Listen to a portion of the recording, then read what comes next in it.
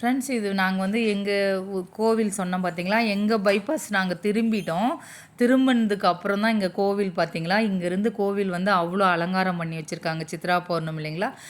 இது நான் நான் இருக்கிற நாங்கள் போகிற இடம் வந்து ஒரு 5 கிலோமீட்டர் இருக்கும். இதிலிருந்து பைபாஸ்லேருந்து ஒரு 5 கிலோமீட்டர் நம்ம உள்ளே போகணும். எங்கள் ஏரியாவுக்கு போகிற ரூட்டு தான் இது. அருண் இன்ஜினியரிங் காலேஜ் போயிட்டு எங்கள் ஏரியாவிலேருந்து இங்கேருந்து எங்களுக்கு ஒரு 10 கிலோமீட்டர் வரும் ஃப்ரெண்ட்ஸ். நாங்கள் போகிறது சாப்பாட்டு கடை ஒன்று கூட இல்லை.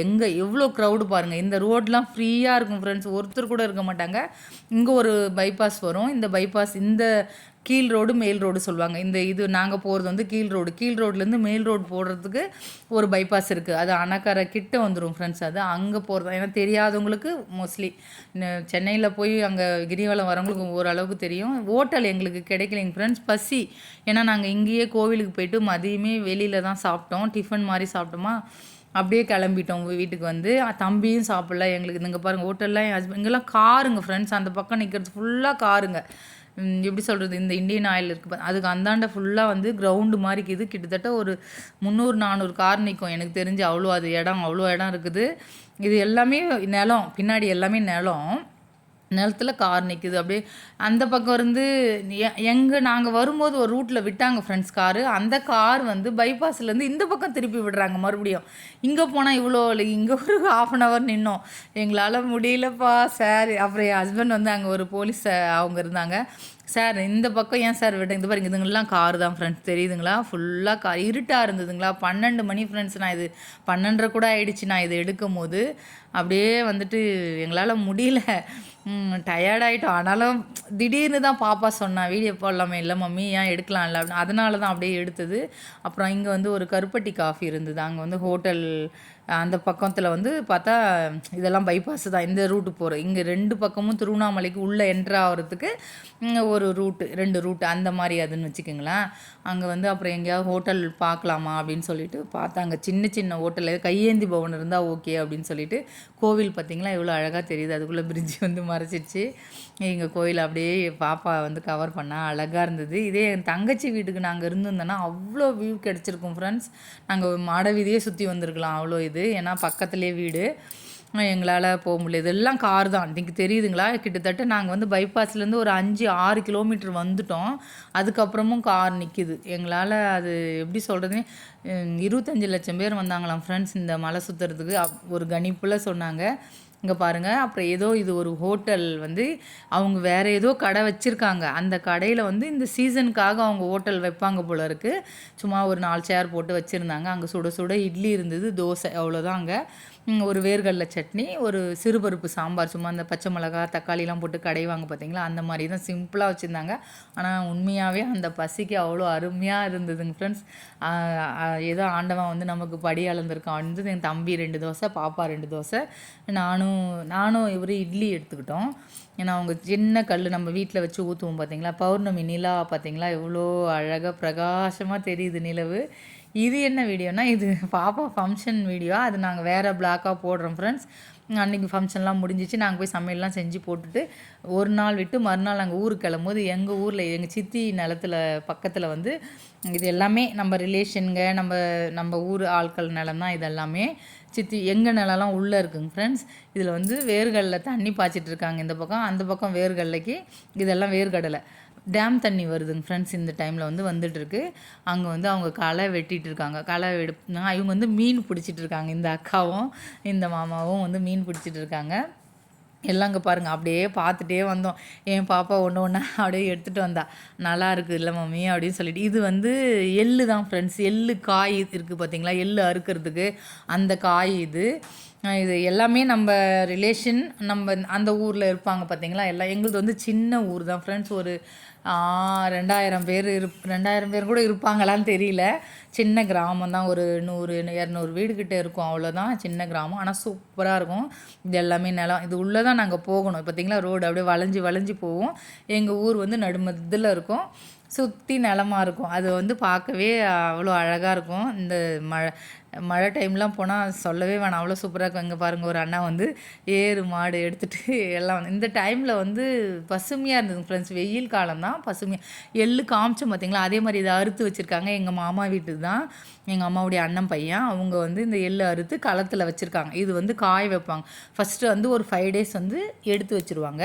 அப்புறம் அந்த 5 டேஸ் 9 நாள் 10 நாள் அப்படி சொல்லுவாங்க. அதை எடுத்து வச்சுட்டு அப்புறம் அதை எடுத்து உழுக்குவாங்க. அது காஞ்சி காஞ்சி அந்த மாதிரி.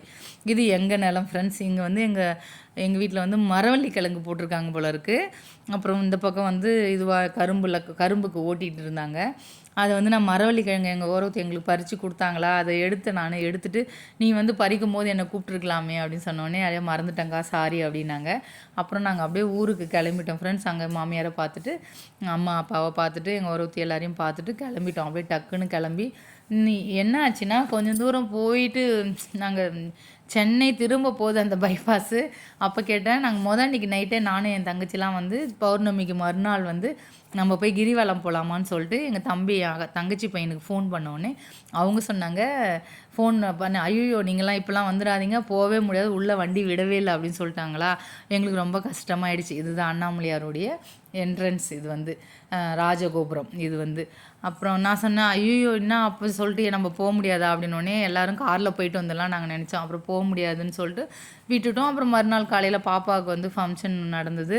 பாப்பா வீட்டுக்கெல்லாம் அழைச்சி பூஜைலாம் பண்ணி எல்லாம் முடிச்சதுக்கப்புறம் நாங்கள் வீட்டுக்கு கிளம்பும்போது இவர்கிட்ட அந்த என்ட்ரன்ஸ் போகும்போது கேட்டேன், எங்களை கூப்பிட்டு போகிறீங்களா, நாங்கள் அங்கே வந்துட்டோம்ல, நம்ம சித்ரா பௌர்ணமிக்கு எங்கெங்கேருந்துலாம் வராங்க, நம்ம ஊர்லேருந்து நம்ம போகிறோம், நம்மளால் மலை சுற்ற முடியலையே அப்படின்னு சொல்லிட்டு சொன்னோன்னே என் ஹஸ்பண்ட் அவ்வளோதானே, அவ்வளோ ஃபீல் பண்ணாத, ஏன் வா போகலாம் அப்படின்னு சொல்லிட்டு டக்குன்னு வண்டி வந்து அந்த பைபாஸ்லேருந்து உள்ளே திருப்பிட்டார். இந்த 2 பக்கம் சென்னைக்கு போகிற ரூட்டுலேருந்து திருவண்ணாமலைக்கு உள்ளே போகிறது, உள்ளே போகிறது வந்து ஒரு 5 கிலோமீட்டர்ஸ் இருக்கும் ஃப்ரெண்ட்ஸ். அதில் அப்படியே திருப்பிட்டார். திருப்பின உடனே ரோடே காலியாக தான் இருந்தது. அங்கே வந்து க்ளீனிங் ஒர்க்கு, மாவட்ட ஆட்சியர் வந்து கலெக்டர் வந்திருக்காங்க. அங்கங்கே பேட்சாக ஃப்ரெண்ட்ஸ். இந்த அன்றைக்கி தானே முடிஞ்சிருக்கு, 2 டேஸ் முன்னாடி நாங்கள் வந்து வந்த அன்றைக்கி தான் ஒரு நாள் அங்கே இருந்தோம். மறுநாள் நாங்கள் கிளம்புறோம். அதனால் 1 டே முன்னாடின்றதால எல்லாம் நாஸ்தியாக இருக்கும் போல இருக்குது. அங்கங்கே ஒரு டீம் வச்சு க்ளீன் பண்ணிகிட்ருக்காங்க.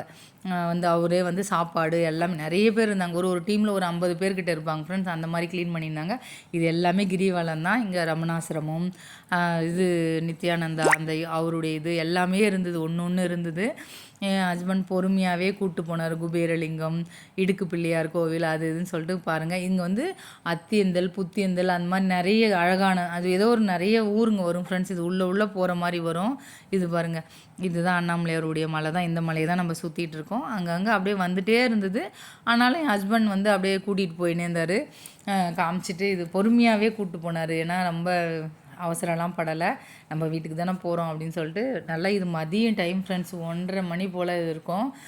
எல்லாமே காஞ்சி போய் இருந்தது. கொஞ்சம் கொஞ்சம் நல்லா பசுமையாகவும் இருந்தது. ரொம்ப நிறைய வாட்டி போகும்போது நிறைய ஏன்னா நம்ம அக்னி ஸ்தலம் தானே இது, நமக்கு வந்து செம்ம வெயில் ஃப்ரெண்ட்ஸ், இருக்கவே முடியும். எங்கள் ஊரில் கூட எல்லாம் நல்லா தண்ணி வருது, எல்லாம் வருது. ஆனால் வந்து நமக்கு அந்த அக்னி ஸ்தலன்றதாலேயா என்னான்னு தெரியல, அவ்வளோ புழுக்கமாக இருந்தது. ரொம்ப வெயில் தாங்க முடியல, அந்த மாதிரி இருந்தது.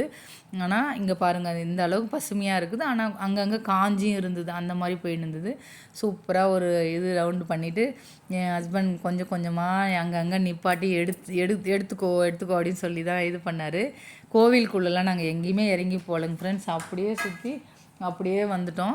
எங்களுக்கு வந்து சந்தோஷமாக இருந்தது. எனக்கு ரொம்ப ரொம்ப சந்தோஷம். ஏன்னா நான் ஒரு 25 இயர்ஸ் ஆகுதுங்க ஃப்ரெண்ட்.